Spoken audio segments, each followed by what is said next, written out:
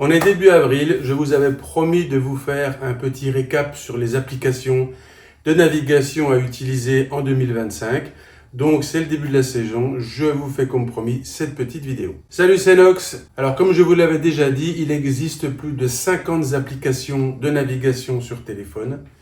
Et bien entendu, je n'ai pas pu les tester les 50, mais il y en a quelques-unes qui sont vraiment aujourd'hui, je dirais, les plus courantes. Alors, de quoi est-ce qu'on a besoin sur une application, en plus de l'avoir sur le téléphone? Premièrement, une interface web. C'est très important d'avoir une interface web pour pouvoir préparer vos itinéraires sur un ordi. C'est quand même plus sympa d'avoir un grand écran quand on prépare ses itinéraires, surtout si vous partez 10 jours, 15 jours et que vous avez 10 ou 15 itinéraires à faire, c'est quand même plus confortable.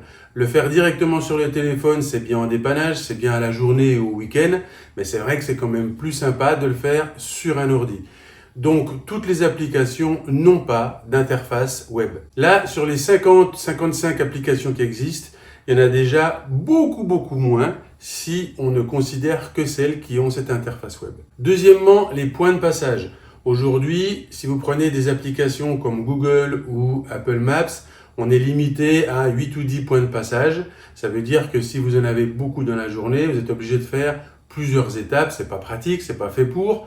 Après, il y a Waze, il y a 0 point de passage, il y a juste un départ et une arrivée. Par exemple, en ce qui me concerne, quand je fais des itinéraires, j'ai entre 20 et 50 points de passage sur une journée. C'est pour ça qu'il me faut absolument la possibilité d'avoir beaucoup de points de passage.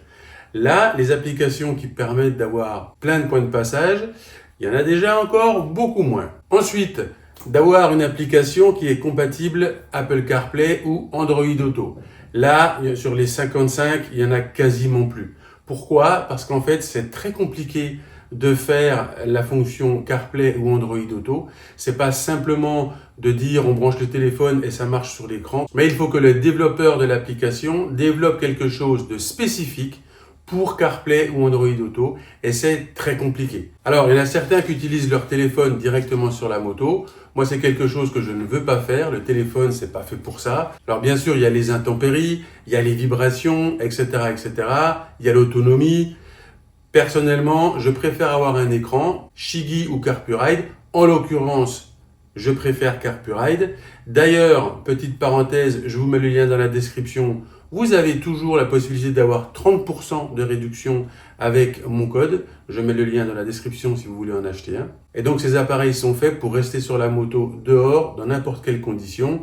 Et donc, ça permet de laisser le téléphone au chaud, à l'abri, éteint. Et donc, vous n'avez aucun risque d'endommager votre téléphone. Ensuite, quatrième point, c'est le cloud. Ça permet quoi le cloud? Eh bien, tout simplement, quand vous créez votre itinéraire sur l'interface web, ensuite, vous n'avez rien à faire parce que vous allez enregistrer sur le cloud et vous allez récupérer votre itinéraire directement sur l'écran CarPuride ou sur l'écran Shiggy ou sur une autre marque si vous avez une autre marque, sans avoir besoin de faire quoi que ce soit avec le téléphone. C'est-à-dire que le téléphone sert d'interface, mais vous n'avez même pas besoin de l'allumer. Il vous suffit d'enregistrer votre itinéraire ou vos itinéraires sur l'interface web et ensuite vous les retrouvez sur votre écran. Alors là, quand on considère ces 4 impératifs, sur les 55 applications, il ne reste à peu près que Kalimoto. Toutes les autres applications ont une des 4 fonctions, mais pas forcément les 4 fonctions. Aujourd'hui, il n'y a que Kalimoto qui peut faire les 4. Alors, Kalimoto n'a pas que des avantages non plus. Ça fait des années que je l'essaye dans plusieurs pays. Alors par exemple, ce que j'aime pas sur Kalimoto, c'est que l'itinéraire s'affiche en rose pâle. C'est pas très visible en pleine journée. Deuxième chose, c'est que l'application web est un petit peu vieillissante, pas hyper conviviale. Ensuite, j'ai rencontré des bugs l'année dernière, surtout quand on s'arrête par exemple au café et qu'on redémarre, il faut redémarrer avec le téléphone. Apparemment, ils ont fixé le bug, mais bon, il y en aura peut-être d'autres. Et globalement, c'est un petit peu vieillissant, il n'y a rien qui a évolué depuis plusieurs années.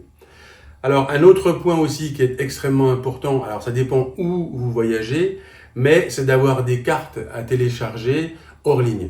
Ça, c'est super important quand vous êtes dans un endroit qui n'a pas de réseau ou, comme moi l'année dernière, ça m'est arrivé dans un pays qui n'est pas européen, où là, votre forfait téléphonique ne marche pas.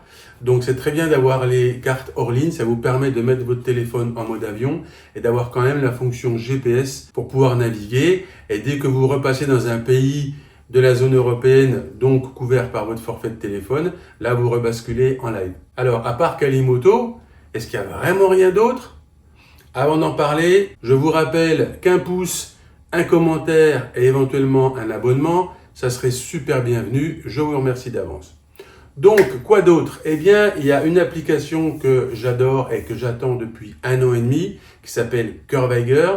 C'est une application qui existe, qui fonctionne déjà sur téléphone, depuis quelques temps qui fonctionne sur Android Auto, mais qui ne fonctionne toujours pas sur Apple CarPlay. Alors c'est une petite équipe, ils en bavent, ils travaillent sur Apple CarPlay, ils viennent juste de sortir une version bêta que je vais probablement essayer, mais ça veut dire aussi que si on a une bonne nouvelle, parce que Curveiger va arriver avec toutes les fonctions de Kalimoto, mais avec quelque chose de plus convivial et de plus moderne.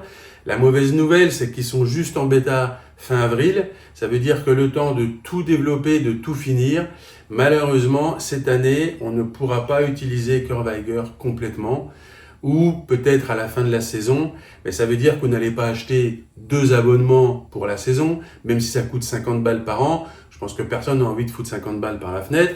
Ça veut dire qu'aujourd'hui, en 2025, eh bien, ce sera Kalimoto encore, et l'année prochaine, très probablement, ce sera Curveiger. Donc, ce que je vous préconise aujourd'hui, en début de saison, c'est d'utiliser Waze quand vous allez d'un point A à un point B, et c'est d'utiliser Kalimoto si vous partez en road trip plusieurs jours, plusieurs semaines, en faisant un itinéraire par jour. Et fin de saison l'année prochaine, on verra pour Curveiger, mais je pense que ça sera une très bonne alternative et je pense sincèrement que je changerai. Mais aujourd'hui, c'est Kalimoto. Donc, ce que je vais faire, c'est que je vais prévoir un tuto complet de comment utiliser Kalimoto parce qu'on m'a demandé des explications sur le sujet.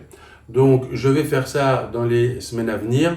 Comme ça, ceux qui n'ont pas l'habitude d'utiliser Kalimoto pourront voir comment ça fonctionne avec un écran CarPuride. Donc, en attendant le tuto Kalimoto, puis dans l'avenir, le tuto Curveiger, je vous souhaite une bonne journée.